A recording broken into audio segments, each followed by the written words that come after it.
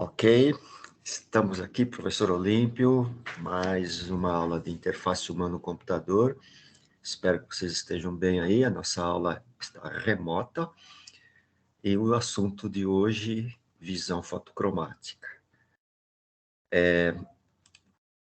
Vamos rapidamente falar de um assunto aqui chamado câmara escura, para fazer essa associação com a visão fotocromática aí. Então, vou compartilhar já o slide. Eu devo ter comentado, né? Mas eu quero de novo, falasse desse assunto aqui.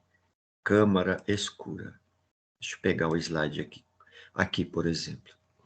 Esse dispositivo antigo, né? Idade Média, aproximadamente, Renascença, né? Onde os artistas conseguiam copiar com bastante perfeição, né?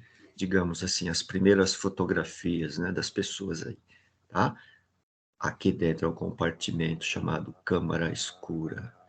Então, através de uma abertura pequena, a imagem, né, digamos, é projetada numa tela translúcida ou no tecido invertida.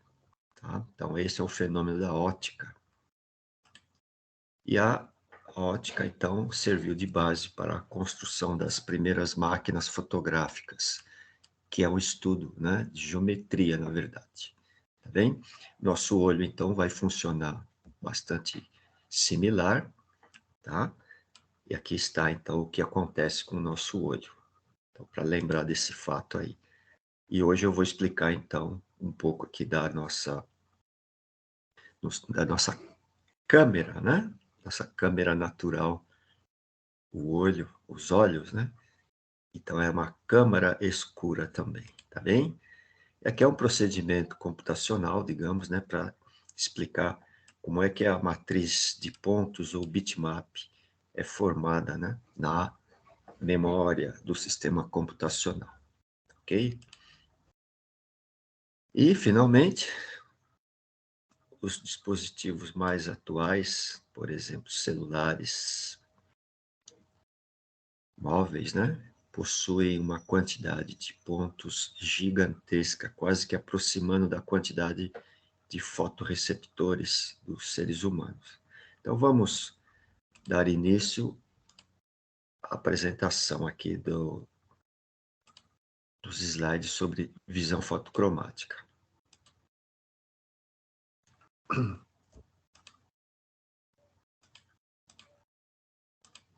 Pronto, a primeira imagem está aqui. Esta imagem é bastante interessante, né? No momento que nós estamos agora, na parte da manhã, esta imagem provavelmente ela está estática ou se movimentando, digamos, ligeiramente, muito devagar. Mas isso tem uma explicação, tá?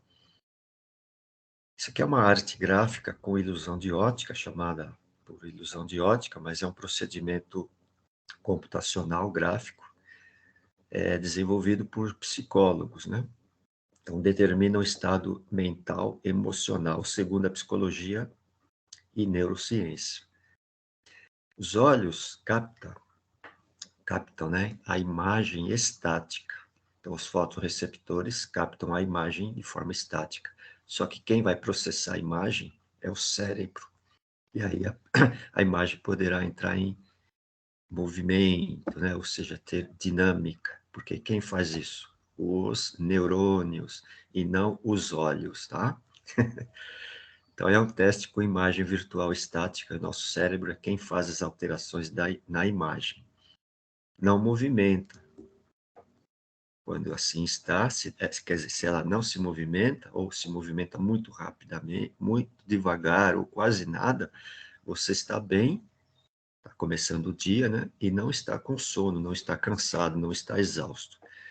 Se ela se movimenta, mas um tanto quanto devagar, não muito devagar, né? Você está um pouco já estressado, cansado, já está em atividade, né? Agora, se ela tiver movimento rápido, aí sim você já está cansado, estressado, né? Cansado de trabalhar, precisa de repouso, tá? Esta imagem é uma imagem chamada analógica, ela é estática. Então, ela é captada pelos olhos e transformada em sinal elétrico e interpretada, né? pelas sinapses, pelos neurônios nossos aqui. Então, é assim que acontece.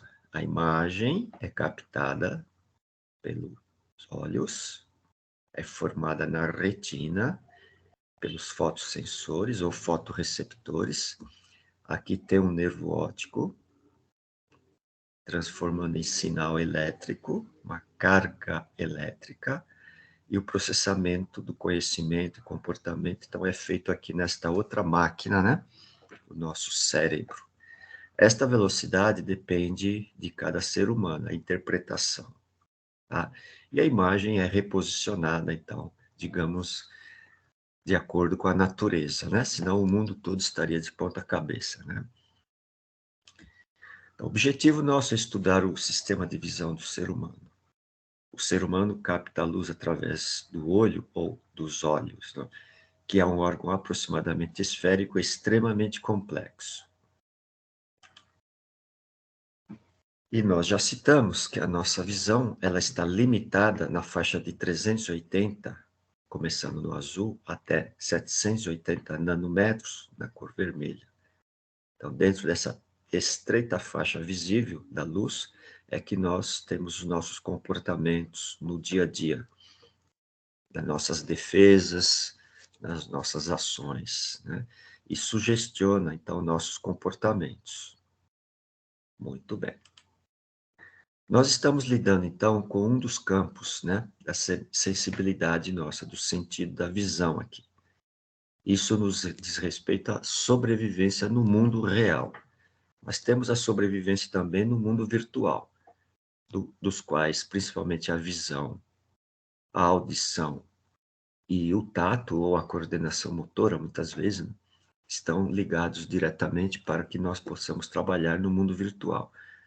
No futuro, quem sabe, né, trabalharemos também com olfato e paladar. Ainda é algo um pouco mais adiante, digamos, né? A visão é um dos cinco sentidos, certo? Então, que permite aos seres vivos perceberem e aprimorarem a sua percepção do mundo, que diz respeito à sobrevivência no mundo real e também no mundo virtual, né, atualmente. Então, conseguimos ter percepção, cognição, né, das cores, as suas intensidades, distância, profundidade, movimentos, tons de cinza, etc. Isso tudo forma, então, imagens das quais nós deduzimos o tamanho, a forma, a distância. Aqui está o olho. Isso aqui é bastante interessante, né? O olho possui nervos, né, ou músculos, permitindo estes movimentos, movimento horizontal, movimento vertical e movimento de rotação. Perfeito? Depois eu vou tentar mostrar uns slides aqui interessantes de um campeão aqui de movimentação ocular aqui, brasileiro, né?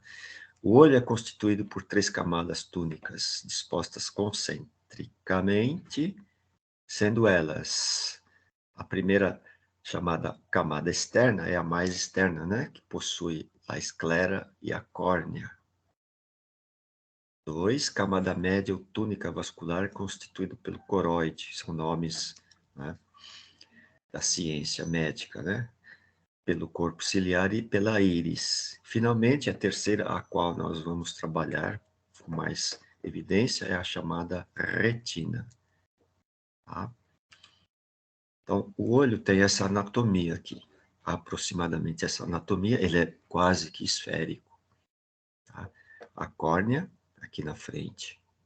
A pupila é a abertura, né? Lembra daquela abertura da câmara escura? É exatamente aqui. A íris é aquela que dá a cor aos olhos, né? O corpo ciliar, ele faz o quê? Movimento do cristalino através de ligamentos aqui. O cristalino é uma lente translúcida, né? Que deixa passar, então, a luz para dentro da câmara escura aqui. Tem o humor vítreo, né? É uma espécie de um líquido quase que pastoso, né? Eis o mistério, né? A esclerótica, são camadas aqui, como se fossem cascas de cebola, né? A coroide, A retina, essa parte amarela aqui, que nos interessa muito. Mácula lútea, fóvea, onde tem as proteínas. O nervo óptico, que vai transmitir ao cérebro os sinais. E um ponto cego aqui, que nós vamos comentar um pouquinho mais adiante aqui. É muito importante esse ponto cego também. Então, basicamente é isso, né? Não há necessidade de decorar, mas de entender o que é que tem nessa figura aqui. Então, vamos a este diagrama aqui, ou essa figura, né? Nosso olho possui 6 megapixels, né? Ou 6 milhões de pontos para interpretar o RGB. E 120 milhões, né? Ou 120 megapixels para interpretar tons de cinza, preto e branco. Tá? Eles estão nessa camada amarela, na retina aqui, distribuída quase numa esfera, né? As câmeras também possuem, né, os fotorreceptores, claro, para captar em cores, na média 20 megapixels, então praticamente ela superou a quantidade do olho já, não é? Algumas câmeras mais avançadas, né? Aqui é novamente a figura para associar então o olho à câmara escura, a fotografia, a máquina fotográfica, né? Então, as câmeras possuem então uma película, digamos assim, onde capta a luz e transforma também em sinais elétricos, os fotossinais, né? Para decodificar depois em bits e bytes também. Na região do nervo óptico não existem receptores, então olha o que acontece. Esta região aqui é uma região muito densa de ligamentos, tá? Ligações aqui. Vou chamar ligações nervosas, né? Porque todo mundo aqui quer mandar o sinal para o nervo óptico. Então, acontece um acúmulo muito grande aqui, e essa região não tem fotorreceptores, é uma região que nós não enxergamos absolutamente nada, não há sensores aqui. Então, não existem receptores, portanto, é ali a zona cega do nosso olho. Só que nós não percebemos isso, apenas fazendo testes especiais de visão, né? No fundo do olho ou na retina existem dois tipos de receptores: os cones e os bastonetes. Os cones, eles interpretam as cores vermelho, verde e azul, ou seja, o RGB. Aqui está o grande segredo, então, da computação, das cores aditivas, na verdade. E aqui a recepção da luminosidade apenas, ou seja, a intensidade da cor e não com as cores.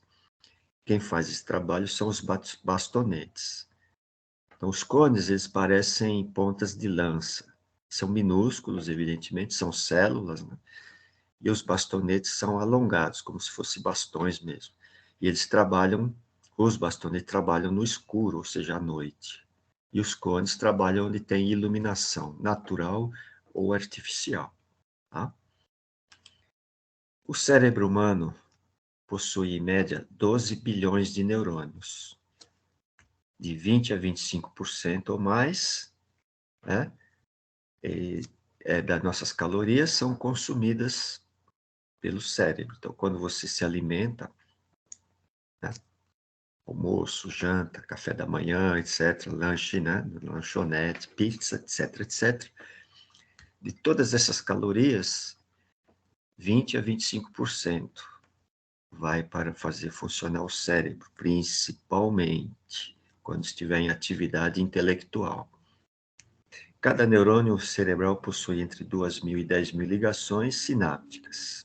Na sinapse, ocorre, então, a facilitação ou não das transmissões dos sinais elétricos, chamado meio eletrolítico, né? O meio da eletrólise. E ali é que consome energia. Então, se você tiver 2.000 ligações em cada sinapse, digamos, você tem uma atividade cerebral menor.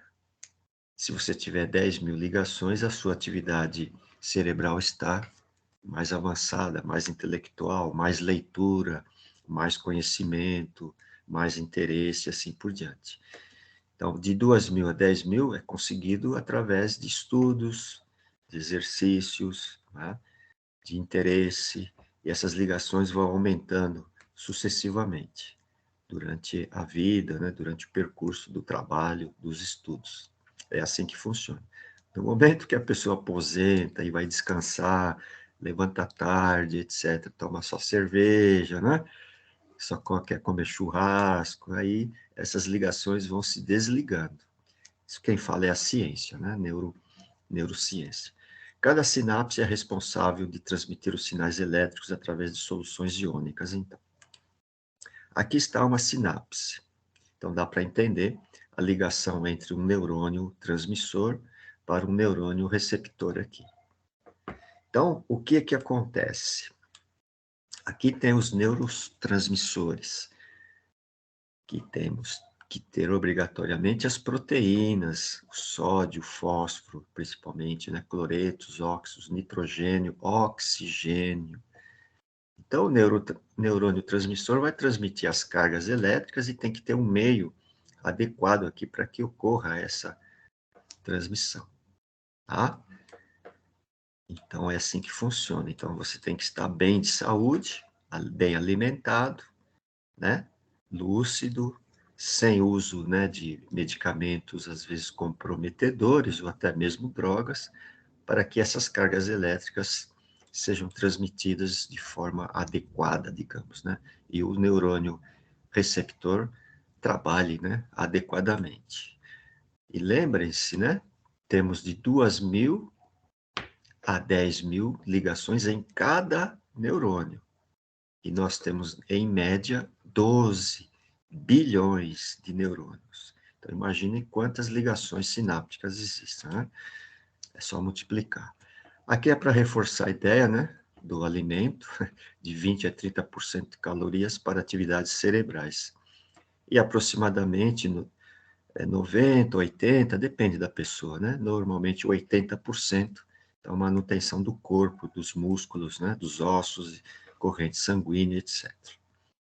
E outra coisa importante, no cérebro não pode faltar oxigênio e nem a corrente sanguínea, né? Evidente. Vamos falar um pouquinho da luz aqui. A luz é uma coisa bastante interessante. Hoje temos os estudos da física quântica, né? Não é o nosso assunto, mas a luz possui energia e massa, né? Que interessante, né? Que massa estranha essa, né? Mas é assim mesmo, né? A luz é uma porção do espectro de radiação eletromagnética que conseguimos perceber através do sentido da visão. Tá? É a visão que... Quando a luz incide na nossa pele, no sol, por exemplo, nós percebemos a luz através da temperatura na pele. Mas a visão é que é responsável por captar o mundo externo, né? A amplitude dessa onda visível, que se mede em nanômetros, varia, dependendo das condições de observação e da visão, ou do campo de visão ou dos olhos de cada observador, que vai de 380 até 780. Cada nanômetro é 10 a menos 9 metro, tá? São 9 zeros aí. Então, a luz é o que nos permite ter o senso do mundo, tanto no mundo real como no virtual, evidentemente, né? Cores, fenômeno físico, que são fótons e possuem energia. É a física que, né, manda esse entendimento aqui. As cores básicas, chamadas cores aditivas, são essas que são percebidas pelos olhos, né, olhos humanos. Então, nós temos sensibilidade ao vermelho, verde e azul através dos cones. Os cones em cada olho, na média, cada ser humano são 1.200.000 para o vermelho, 2 milhões de cones para o verde, 2.800.000 para o azul.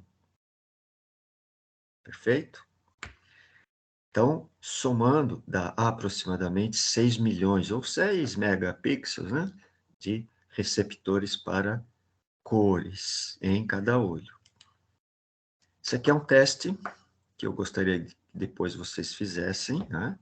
Cada um fazer o seu teste anomalias da percepção, nós vamos citar isso também mais para frente, fazendo alguns testes de visão. Não hoje, né?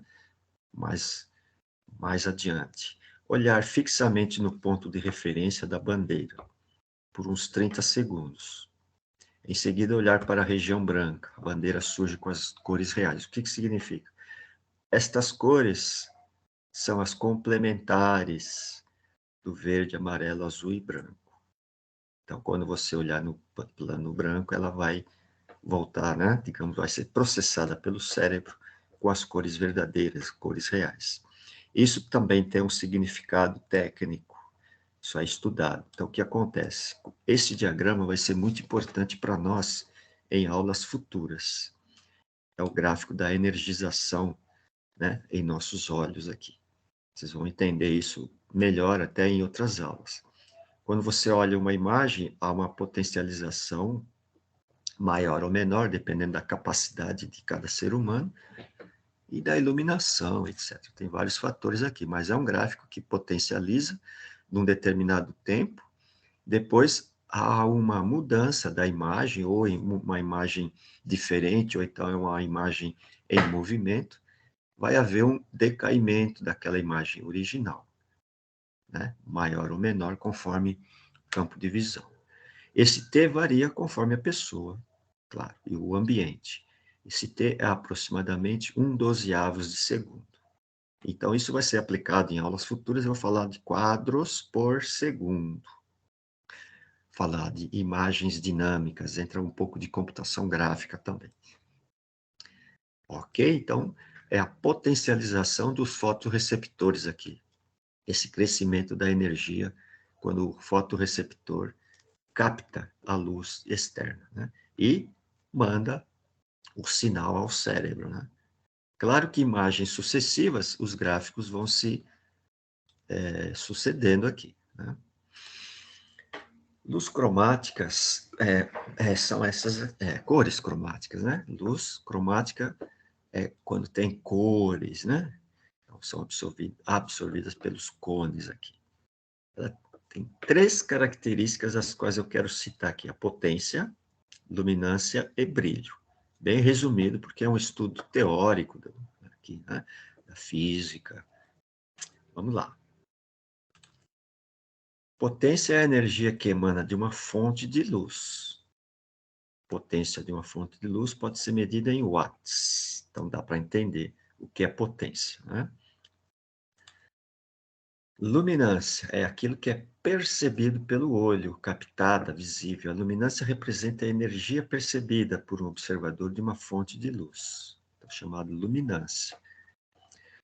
Uma onda de radiação eletromagnética na frequência do ultravioleta pode ser extremamente potente, muitos watts, mas a sua luminância é desprezível pelo olho. Ou seja, o olho não consegue percebê-la, porque ela está naquela faixa não visível. Então, isso chama luminância. A nossa luminância maior está nessa faixa visível aqui. Tá? E, finalmente, o brilho é uma medida subjetiva, que incorpora a noção da intensidade da luz. Né? Mais escura, mais clara. Então, isso tem a ver com o brilho. A cor mais escura ou mais clara determina, então, essa chamada intensidade da cor, ou também chamada de brilho. Então, são essas 3 características aqui. Quanto à luz ou cor acromática, ela tem uma característica única, que é o brilho, que é a única característica dela é a intensidade. Tá? A luz acromática é captada pelos sensores chamados bastonetes. Os bastonetes têm somente uma característica, né? A intensidade ou brilho. É a variação de intensidade que nos possibilita enxergar diversos níveis de cinza, e isso é muito útil quando nós temos penumbra, pouca luz à noite, né? Na floresta ou no quarto escuro, tá? Então, tom mais escuro, tom mais claro, a gente enxerga os objetos. Não com as cores propriamente dito, mas com tons de cinza, ou seja, com o brilho somente. Então, parece que as coisas estão mais preto e branco, né? o vermelho não é vermelho, é, um, é uma cor azulada escura, né? Porque muda tudo, né? Então, a percepção das cores e imagens praticamente segue esses parâmetros aqui dessa imagem. Ó. Interessante, né? Nós temos, então, entre cones, 6 milhões e bastonetes, 120 milhões ligados, todos eles através de células, né? Ao nervo óptico ou à retina. Tá? Então, nós trabalhamos com RGB e tons de cinza no olho, nos olhos, né? Os fotorreceptores enviam os códigos coloridos ao cérebro e este processa, então, os sinais, modificando o estado emocional e físico. Sensações nas formas conscientes ou inconscientes. Então, esta citação nós vamos trabalhar também quando falarmos de mensagens subliminares, tá? Esta escala que tem aqui, essa tabelinha, ela aparece em outras oportunidades, né? É apenas a divisão aqui dos comprimentos de onda aqui, as faixas, né? Desde o violeta, azul até o vermelho. Resumindo o que eu falei até agora, eu disse assim, luz cromáticas, luz acromática. O que é luz cromática? São obtidas por cones, o RGB, trabalham de dia ou pela luz natural ou artificial. Eles são menos sensíveis à luz, eles suportam mais a luz, tá? Então, uma característica aqui. Você vai na praia, fica de olho no mar, no ambiente, o sol radiante de meio-dia, os cones estão trabalhando a todo vapor. Então, tem três características, potência, luminância e brilho, conforme nós já citamos. Tá? E luz acromática, né, captada pelos bastonetes, em cada olho 120 milhões, trabalham mais à noite e na penumbra. E são muito sensíveis à luz. Se houver uma pequena fonte de luz, eles começam a parar de trabalhar e dão a responsabilidade para os cones. Tá? E a única característica aqui dos bastonetes, luz acromática, né, é o brilho, ou tons de cinza. Então, apenas a noção da intensidade da luz para que você faça um mapeamento do objeto, da distância, né, do volume do objeto, proximidade, etc. Tá? Forma geométrica, assim por diante. Vamos falar agora das pupilas, que são as portas de entrada da luz, né? Pupila. Luz em demasia destrói e degenera, frita os fotorreceptores. Quem é que vai tentar impedir essa destruição? Né? Abertura ou fechamento dessas pupilas aqui. Então, os cones e bastonetes ficam mais protegidos quando as pupilas estão trabalhando através de movimento muscular. Né?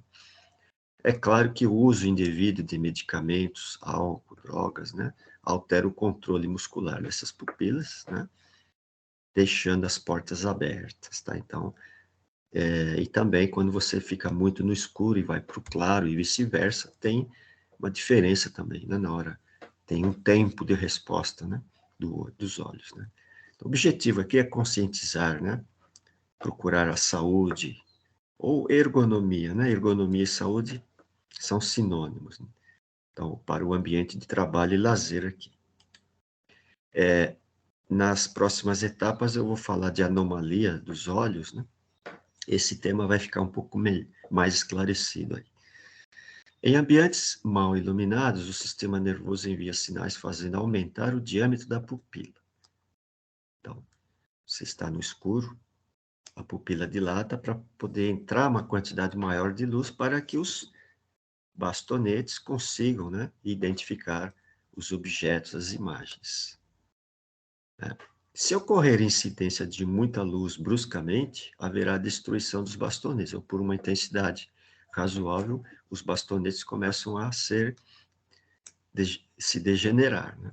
E não volta, né? É uma célula que não tem recuperação. Os bastonetes são em maior número, mas são muito sensíveis à luz. Por exemplo, eu coloquei à noite, está dirigindo, Aí vem um caminhão, um ônibus, um outro veículo com os faróis totalmente alto, aceso, até com maior intensidade, aquilo ofusca muito os olhos, você tem que desviar, né, o foco para que não aconteça esses fenômenos aqui. Tá? De dia, em ambientes iluminados, muito claros, o sistema nervoso envia sinais fazendo diminuir as pupilas e restringir a entrada de luz, impedindo também graves lesões. É claro que se você estiver na praia e as pupilas dilatadas, que vai acontecer com os cones, também vão receber um impacto muito forte de radiação e vão ser destruídos, né? Porque os cones suportam bem a luz, mas até um determinado nível de intensidade. E quando ultrapassado, podem começar a degenerar. Isso acontece também quando você está num quarto escuro e o seu monitor está muito claro, né? E durante horas e horas e horas fica ativo ali, né? Você trabalhando. Perdas da visão fotocromática. Isso tem a ver com boa alimentação ou não, né? A vitamina A é um composto de proteína chamada rodopsina, que atua nos olhos para reagir aos efeitos da luz, tornando a visão possível e de boa qualidade. Então, algumas frutas, vegetais, principalmente a cenoura, que é a mais conhecida, né? Tem muita rodopsina ou vitamina A. A rodopsina age como melhorador da absorção dos níveis de sinais de luz pelos fotorreceptores. Acaba sendo uma aula aqui de saúde, né? Ou de ergonomia também, né? Vamos falar um pouco da acuidade visual. Observe a palavra casa. Se você estiver vendo a palavra corretamente, é porque tem boa acuidade. Se você se distanciar ou às vezes aproximar e as letras começam a embaralhar, é porque está perdendo a acuidade visual. Tá? Isso é importante, né, entender, ou seja, isso é interessante, é importante para entendimento de interface. Muitas pessoas começam a ter essas sensações aqui, ok? Então, alguma coisa está acontecendo no campo visual, ok?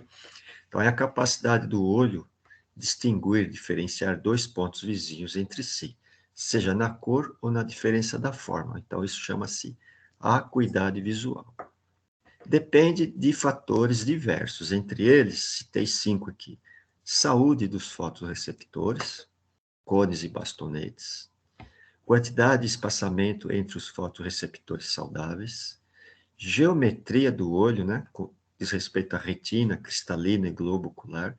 Nós vamos conversar sobre isso mais adiante também.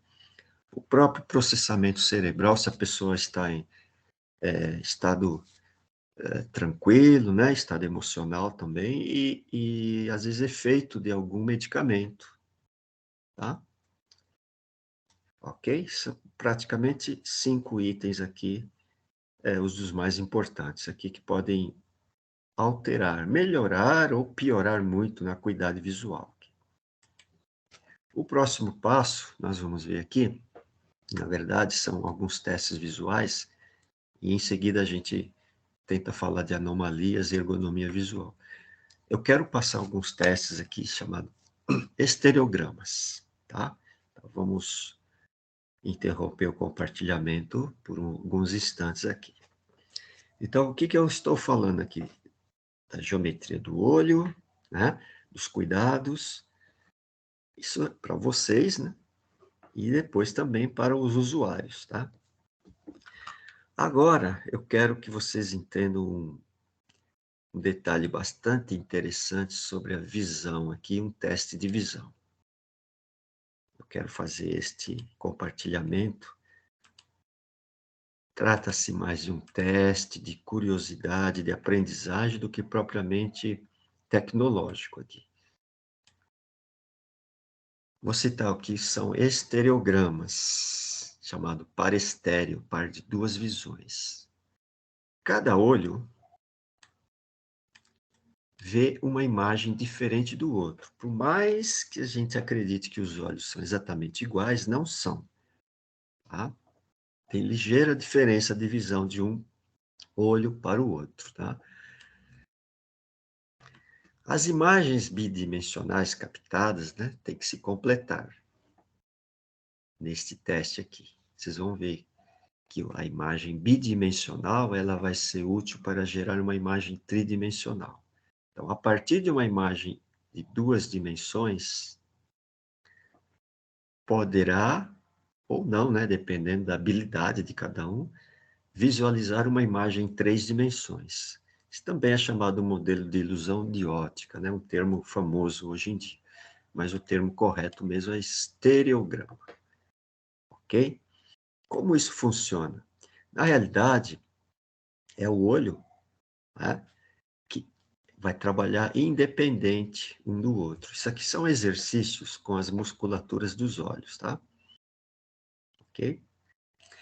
Como isso é possível? A partir de uma imagem em 2 dimensões, você formar uma imagem em 3 dimensões. Vamos lá. Então, o tema aqui, na realidade, é mostrar uma curiosidade que provoca exercícios na musculatura ocular, até de uma certa forma melhorando a acuidade visual. Deve-se focar a imagem usando os 2 olhos, mas independentes entre si. Ou seja, fazer cada olho enxergar imagens diferentes, gerando assim a imagem 3D. Ora, o que é que eu estou falando? Eu estou falando que a musculatura dos olhos podem trabalhar independentes entre si. Um olho trabalhar de um jeito, o outro olho de outro movimento. Serve de relaxamento dos músculos, dos olhos e um descanso visual. E o interessante, eu deixei uma figura aqui, que são exercícios com a musculatura dos olhos. É como se eu começasse a aprender a andar de bicicleta. Eu jamais esqueço depois que eu aprendo. E o par estéreo é exatamente isso. Então, o que vai acontecer?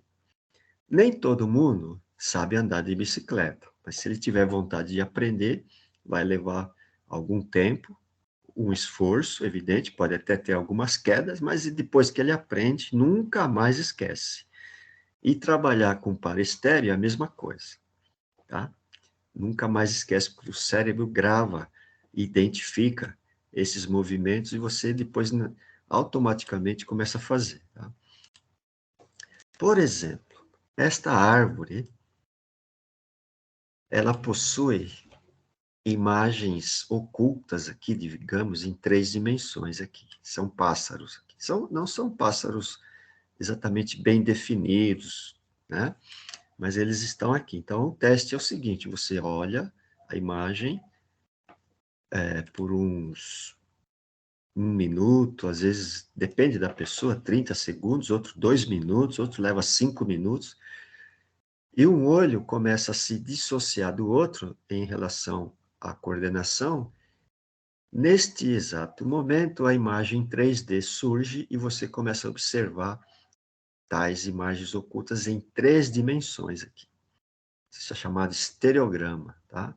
São famosos aí na arte gráfica. Este é um outro exemplo de estereograma, uma imagem bidimensional, todo mundo percebe, e fazendo o mesmo movimento, né, de dissociação do olho esquerdo com o olho direito, você começa a ver as bolas, né, se tornarem esferas, só que você vai ver ou ela côncava ou convexa, né? Depende da interpretação cerebral, tá? O cérebro é que vai comandar isso. E outro estereograma, esse aqui, uma foto, né, normal, gramado, né?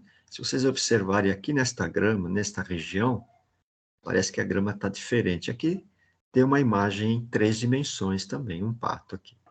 Não é um pato como uma imagem perfeita do cão aqui, do cachorrinho, né? Mas ela aparece aqui, meio que um desenho, na verdade, né? Este é outro estereograma. Na verdade, ele era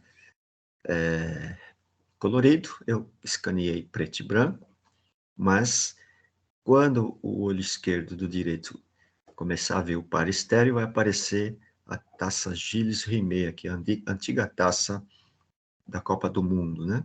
Copa do Mundo com 4 estrelas, o Brasil foi campeão, né? Década de 90, né? Esta imagem é um pouco diferente. também é um par estéreo, só que ela trabalha ligeiramente diferente. Você vai ver planos aqui. 4 planos. Primeiro plano, os cachorrinhos. Segundo plano, os burrinhos. Terceiro plano, as pessoas. E em quarto e último plano, o mar e as nuvens. Por que isso? Já deve ter percebido que há uma repetição de imagens colocadas estrategicamente, né? Num sistema de 2 dimensões, só que quando você dissocia seus olhos, as imagens se separam em planos diferentes. É uma outra maneira de ver um estereograma, né? É identificar 3 dimensões. Tá? Tem vários tipos de estereogramas. Também esse estereograma é diferente. É um plano. No momento que você conseguir ver o par estéreo, você vai ver figuras separadas, né? As vermelhas das azuis ou verdes aqui separadas, tá? Muito bem. Acredito que já deu para ter uma ideia, né? Aqui, nesse estereograma, vai aparecer o contorno, né, do mapa do Brasil, ok? Aqui aparece um cifrão, as moedas, né? E acabou. Então, este é um exercício para vocês aí trabalharem e verificar a habilidade dos olhos, conseguir ver em 3 dimensões sem usar aquele famoso óculos, né? Porque com o óculos ficaria fácil, né? Então, é um exercício de visão. Deixa eu compartilhar uma coisa aqui para vocês. Não se assustem, hein? Um minutinho só. Este é o Sidney. Ele fala que é o campeão mundial, né, desses exercícios. Então, ele consegue fazer coisas interessantes. Olha o olho dele, tá? Ó, esquerdo, direito, e os 2 olhos saltados, né? Ok? Interessante, né? Ele pratica e concorre a prêmios, né? Dessa questão de movimentação dos olhos, pelo que eu entendi, né? Muito bem, agora vamos tentar falar. Deixa eu compartilhar inicialmente aqui, né? Vamos buscar.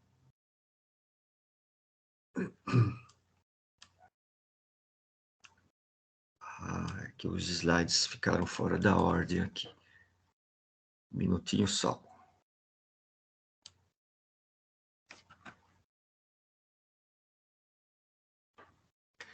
Eu vou falar agora de um tema chamado Cuide bem dos seus olhos. Esse tema é sobre ergonomia. E depois, então, a gente encerra as nossas atividades aqui. Eu vou deixar as anomalias do campo visual para a aula futura. Vamos cuidar bem dos nossos olhos, então. Deixa eu começar a passar para vocês aqui as transparências. Na realidade, quando eu cito vamos cuidar dos nossos olhos, na verdade, a ideia é você tomar cuidado em produzir efeitos que não prejudiquem as outras pessoas, tá? Os usuários, por exemplo. Então, recomendações para quem trabalha de forma repetitiva e por longos períodos. Exercitar os músculos dos olhos. Esse exercício de estereograma é um deles, né? Olhar ao longe a cada 50 minutos de trabalho, usar colírios, né?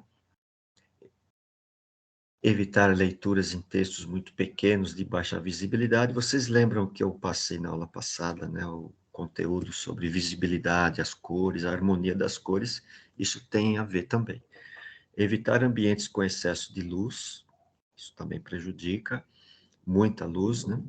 Observar se o equipamento utilizado, monitor ou tela, está bem configurado. Evitar locais de muita poeira, umidade, insalubres também, claro, né? O que é que a gente pode mapear inicialmente no ambiente ou as pessoas que nos rodeiam ou, né, que vão fazer uso do nosso sistema? Então, nós temos que ter um hábito de analisar os defeitos e anomalias de visão das pessoas aqui. No ambiente de trabalho ou de usuários, a gente tem que ter, assim, um mapeamento mental, não precisa ser rigoroso como eu coloquei aqui, né, por escrito, tal. Observem as pessoas, né, dificuldade de determinar cores, dificuldade de identificar imagens, níveis de daltonismo, miopia, hipermetropia, presbiopia, nós vamos ver do que se trata isso, né? E outros. Os problemas são de origem do sistema, da ferramenta, do ambiente, falta de iluminação, excesso de iluminação, tá? Então, isso é um estudo sobre ergonomia e saúde. Chamei de capítulo anterior, mas nós vamos apresentar isso também, tá? Então, cuide dos seus olhos. Estou antecipando algumas coisas para ir formando, né, as ideias. Tá? Cuidar da própria saúde. Em primeiro lugar, quem cuida da própria saúde consegue cuidar da saúde do semelhante. Tá? Quem não cuida da sua própria saúde nem sempre vai conseguir entender, de fato, o semelhante, digamos. Né? Então, cuidar da saúde alheia dos subordinados, principalmente quando nós estamos em cargo de comando, chefia. Prever acidentes no lazer e no trabalho. Tudo isso tem a ver com a ergonomia, então, e, claro, gerando maior produtividade e segurança, inclusive segurança no trabalho. Isso tem a ver com leis e normas de segurança, as quais, normalmente, nos cursos de jogos, nós não citamos isso, mas eu faço esse reforço aqui para vocês. Tomem cuidado no futuro. Hoje vocês são estudantes, não têm exatamente a dimensão desses problemas, mas em breve futuro vocês vão se deparar com isso, com leis trabalhistas e normas técnicas que devem ser seguidas. Se você não seguir normas técnicas, você poderá ter problemas com leis trabalhistas. Tá? Principalmente pessoas que estão no comando, exercendo supervisão, chefia, administração, gerência e assim por diante, porque eles são responsáveis pelos colaboradores, tá? Pelos que eles chefiam, né? O olho humano pode piscar até 22 vezes. É um pouco exagerado, mas pode acontecer, dependendo da pessoa, né? Até 22 vezes por minuto. Normalmente é um pouco menos, né? O olho necessita de lubrificação constante, isso é uma verdade, tá? Deve-se evitar a fadiga, deve-se posicionar corretamente o campo visual diante do monitor e os objetivos aqui que eu já citei: saúde, ergonomia, segurança do trabalho. E, inclusive, segurança no lazer, né? Que deveria estar aqui também. Quando você está diante de um monitor, principalmente uma tela de grande dimensão, né? Você vai ficar exposto a essa radiação luminosa aqui. Então, nesta posição, a córnea está totalmente exposta ao dano, principalmente se o sistema estiver muito iluminado, né? Está radiando as cores muito mais fortes, né? Isso é muito comum em ambientes de trabalho, né? Na sala de estudo, né? Em casa, etc. Né? Então, as normas técnicas, que não são leis propriamente dito, mas são normas técnicas, citam essas recomendações aqui de posturas para ergonomia, segurança e saúde. Isso é típico das normas técnicas, inclusive normas brasileiras já, né? Então, eu vou citar aqui o que está nos interessando, principalmente, esta linha vermelha aqui. Ó. Observe a linha vermelha, chamada linha visual do horizonte. Então, isso está na norma ISO e também na norma ABNT, de número 9241, do item ergonomia. Tá? E ambientes de trabalho. Então, se um fiscal, por exemplo, da prefeitura ou um fiscal do trabalho vier exigir a aplicação dessa norma, vai ter que cumprir, né? O monitor está abaixo da linha, né, visual do horizonte, ou seja, você trabalha em uma determinada postura, ou seja, no lazer também, desde que você tenha a visão do horizonte ligeiramente acima do monitor. Por que isso é importante eu citar? Porque se for uma secretária ou pessoas que trabalham com sistemas computacionais, com as ferramentas, eles, depois do período de trabalho aí de 8, 10 horas, né? A coluna, né? Pescoço, as pernas poderão estar gradativamente sendo comprometidas no futuro próximo, né? A postura aqui do braço, antebraço, né? As tendinites, etc. Evidentemente, esses ângulos são ângulos sugeridos, não dá para você ficar igual uma máquina ali, claro, né? Mas as posturas devem ser próximas do que é recomendado. Isso é a arte médica, né? Claro que as alturas dependem da estatura e proporções físicas de cada pessoa, claro, né? Então, aqui está um exemplo de uma pessoa trabalhando, uma secretária, né, com sistema de ergonômico aqui, né, para o bem-estar e saúde. Ela vai ficar aqui até se aposentar, por exemplo, né? Então, esta é a posição adequada.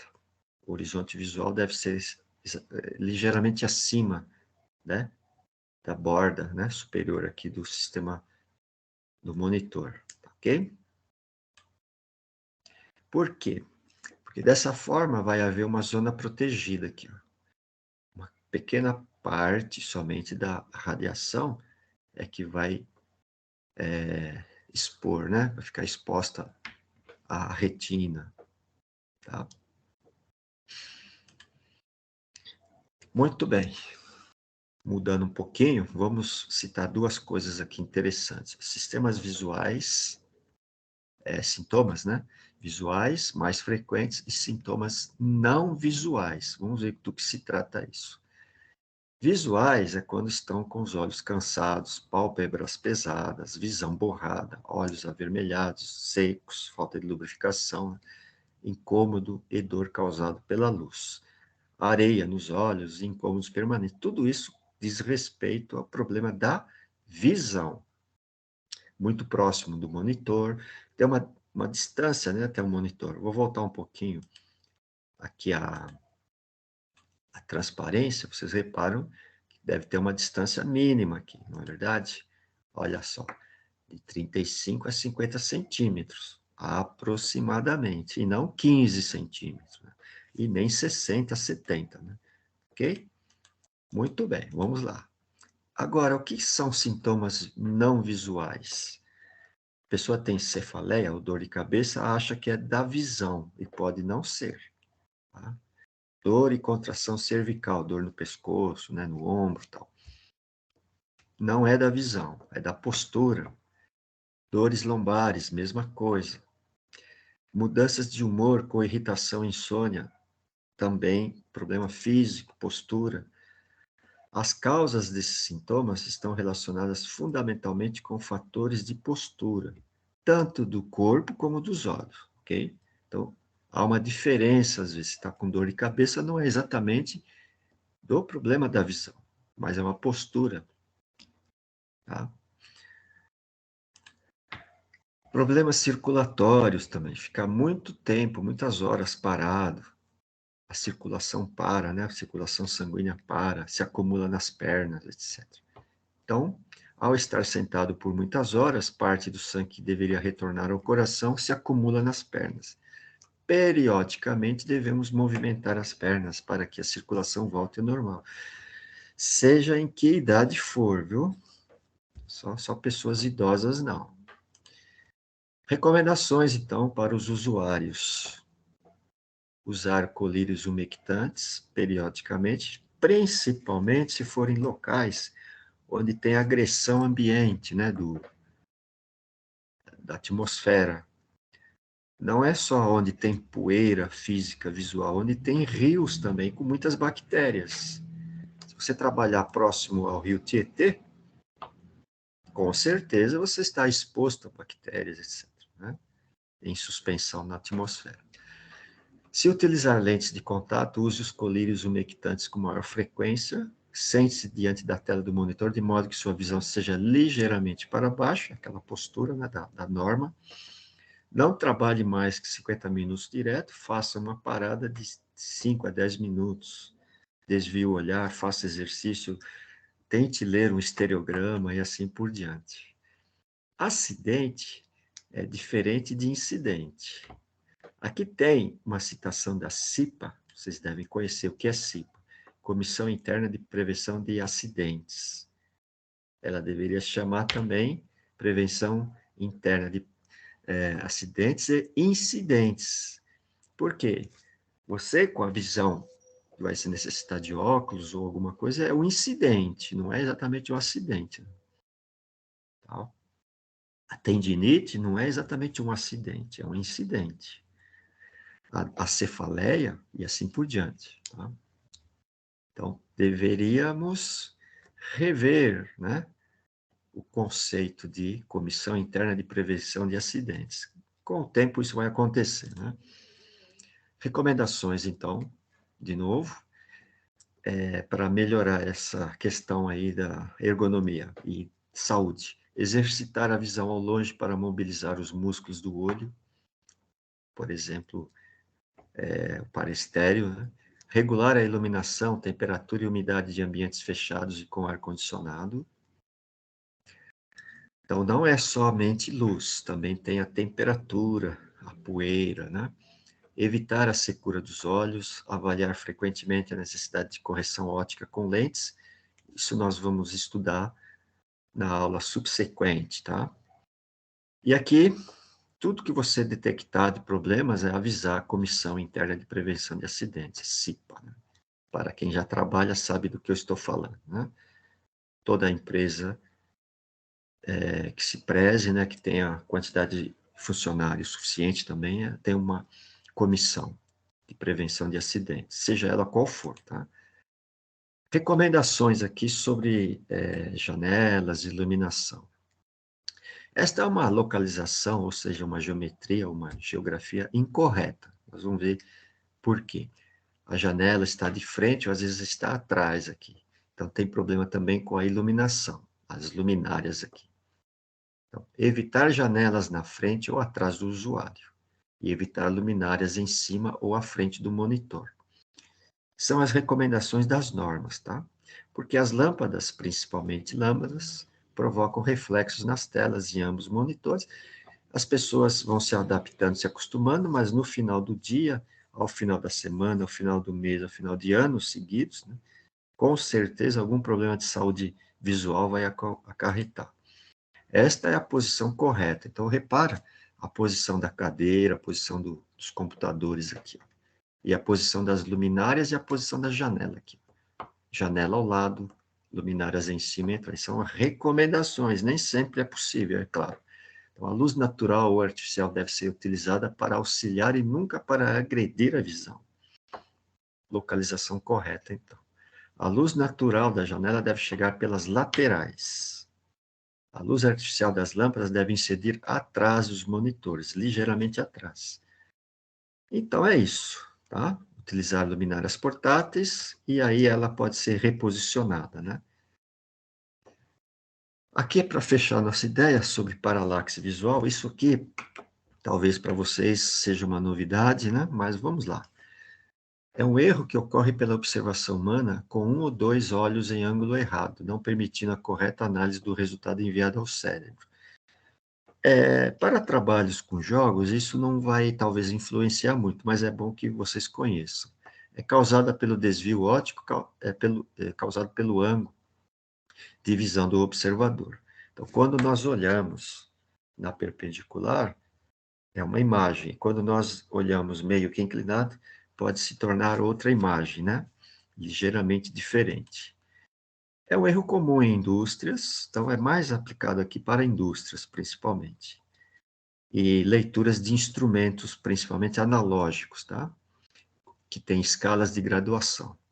Também ocorre com sistemas computacionais, principalmente com equipamentos portáteis, que são imperceptíveis e sem consequências relevantes.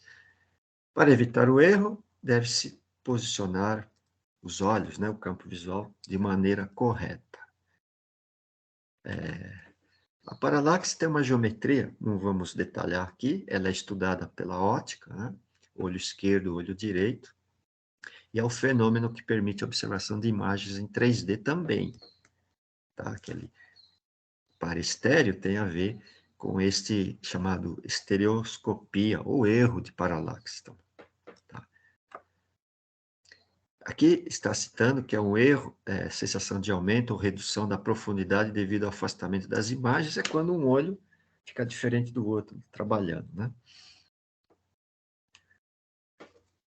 Nós imaginamos que existe uma simetria perfeita em nós, simetria horizontal e vertical.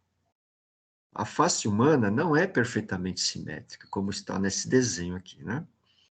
Então, o objetivo é analisar esses pequenos erros aí, tá? Então, quando nós olhamos na perpendicular, por exemplo, na posição correta, nós vamos ver o ponteiro de um instrumento exatamente onde ele está. Se eu desviar um pouquinho o olho para a esquerda ou para a direita, a aparência é que o ponteiro marca em local diferente. Tá? Esse é um dos primeiros detalhes que a gente observa. E pior ainda, quando nós usamos lentes de correção, porque nem sempre as lentes elas estão, digamos assim, geometricamente corretas, né? Que em relação à simetria, às vezes elas estão tortas, né? E o olho vai se adaptando a isso, né? Existe, então, o estrabismo vertical e estrabismo horizontal, às vezes imperceptíveis, né? Tá?